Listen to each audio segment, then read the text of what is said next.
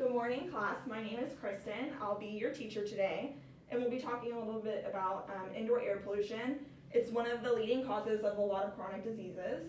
It's kind of like a silent killer, so you don't actually know that it's really happening. Stuff will get in the air system, and you're breathing it in, and you don't really realize until you start exhibiting symptoms. So you'll be kind of like shortness of breath or wheezing, kind of itchy eyes and that stuff.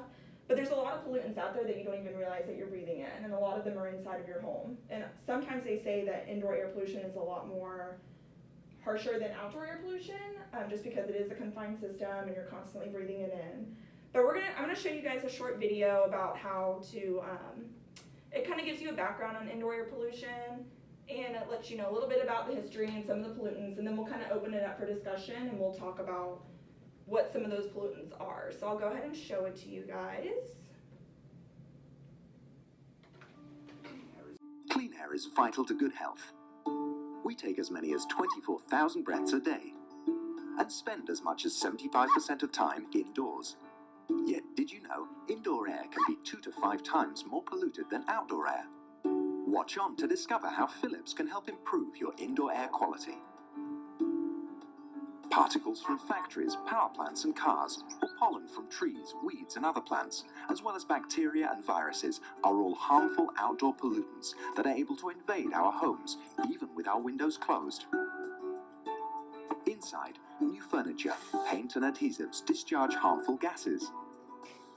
Some of your everyday activities generate pollutants, while others expose you to allergens.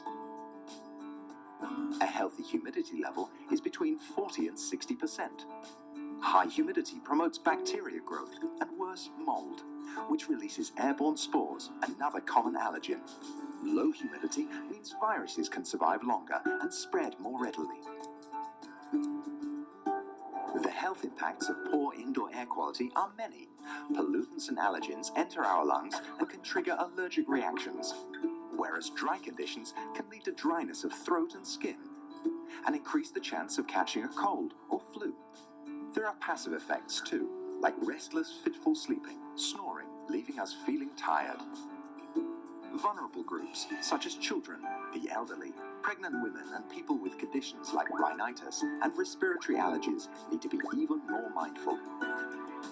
Innovation and you. Philips. So can anybody think of any indoor air pollutants that they didn't see in the video that you might think of that could be in your own home? Carbon monoxide. Carbon monoxide, good. Maybe secondhand smoke. Good, smoking, that's a big one. Some chemical products. Good, like harsh chemicals, like cleaning products, good. Good, so those are a few major ones. So there are some that you might not even realize are there, so I'll go ahead and talk to you about those. So some of them are like cooking methods, so like the gases that are used for cooking, so or electricity. So when you're stir frying, roasting, grilling, baking, all of that stuff will kind of get into the system and kind of recirculate through that air. Biomass fuel, so like wood, crop residue, charcoal is a big one. Tobacco smoke, like you said, so smoking, and when you're living in an apartment complex too, it's like they have a lot of shared systems, so even if you're not smoking in your home but you're living in like a communal area, the smoking will kind of go through the system or go through the walls, and it'll kind of mess you up a little bit, even if you're not smoking with inside the home. So incense sticks, does anybody here like to burn incense or like candles? Yeah. So incense sticks are a big one. That you really wouldn't think, you think they're safe, they say all natural on them, all that stuff, but really they kind of, mess you up a little bit. Mosquito repellents, so insect repellents, when you're spraying it, try to do it outside so it's not inside of your household. Cleaning agents, like you said, harsh chemicals, and damp walls, so that's a big one. So standing water, it promotes the growth of mold and stuff, so that'll kind of grow in and you don't even really see it. It'll be like in your air ducts and stuff like that. And pet dander. Does anybody here have pets? Mm-hmm. You do. So that's a big one because you don't see that one either. So it's their skin will kind of flake off and you don't even realize it. Their hair is on the ground and all that. So they say vacuuming and stuff like that, trying to keep up with keeping in a clean environment. Okay, so, and fire retardant materials. So a lot of the new houses and like electronic gadgets and stuff, they'll have like fire retardant stuff in them to keep from spreading fire and stuff. So a lot of those will have really harsh chemicals in it, which will kind of get into the system as well. So can anybody think of any diseases maybe caused by indoor air pollution? It's okay if not. It sounds like maybe allergies. Allergies is a big one, especially with the pets. So you'll notice kind of like a runny nose or like itchy eyes. Eye irritation is a huge thing. There's a lot of other ones. Actually, the respiratory system is majorly affected, and the cardiovascular system, because the particles are so small that some of them are small enough to like penetrate through the lungs and go through the bloodstream, which affects the heart. So you think, I think it said that lung cancer was the second leading cause of lung cancer was actually indoor air pollution. Oh. So yeah, they're major things, and same with and if you have like little kids with allergies and asthma and stuff like that, it'll increase a lot for them because obviously anything that irritates that respiratory system. But mold is the big one because it worsens asthma, and it causes nasal congestion, and it'll mess with your throat too. So you don't even see it, like I said, when you're breathing it in. So there's a ton of different ways to prevent air pollution. Can you guys think of any that you can think of? A humidifier? Humidifier, good. That's a big one. So a humidifier is good.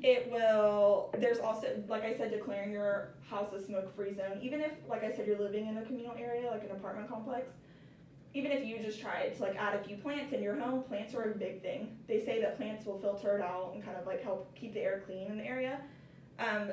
Fixing all leaks and drips in homes. So standing water, like I said, prevents mold growth.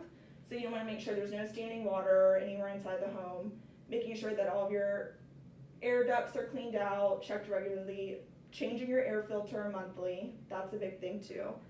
I'm trying to think of anything else. Oh, radon. Radon is a big one. So radon comes from the soil. It's a gas that comes from the soil, and it's pretty toxic.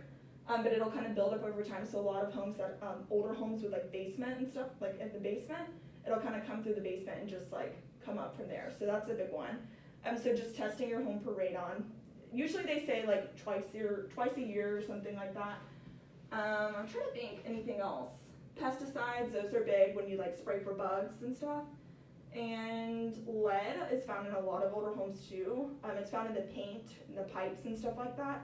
So yeah, those are just a few ways to just kind of check and make sure. Like I said, if you have a pet, vacuuming, dusting often, stuff like that. So yeah, does anybody have any questions? We're gonna do an activity really quick. It's gonna be a matching game. So I'll just have one of you each come to the board and kind of match.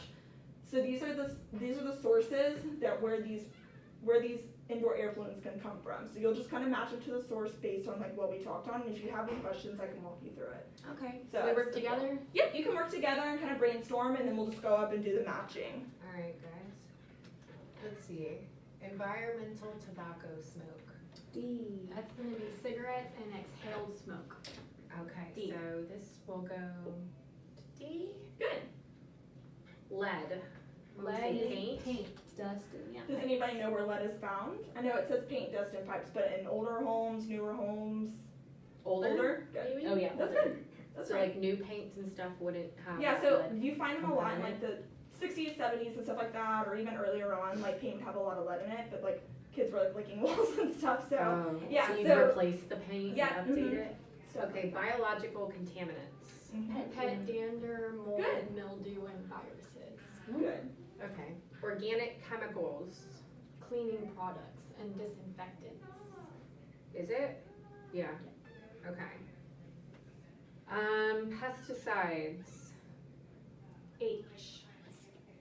The sprays. Yes. Sprays and powders used on the lawn or around the house. Perfect. Asbestos. F. Yeah, fibers. and Yeah. insulation. Radon. Oh, we just talked about Urine, this. Soil. It's in the soil. What was Carbon monoxide. Stoves. Process elimination. that? Good. Stoves, Yay. furnaces, and fireplace. Good. So does anybody have any questions or anything that you want me to touch on before we head out? I don't think so. Okay. That was Thank very you informative. guys. Thank so you. much. Merry Christmas.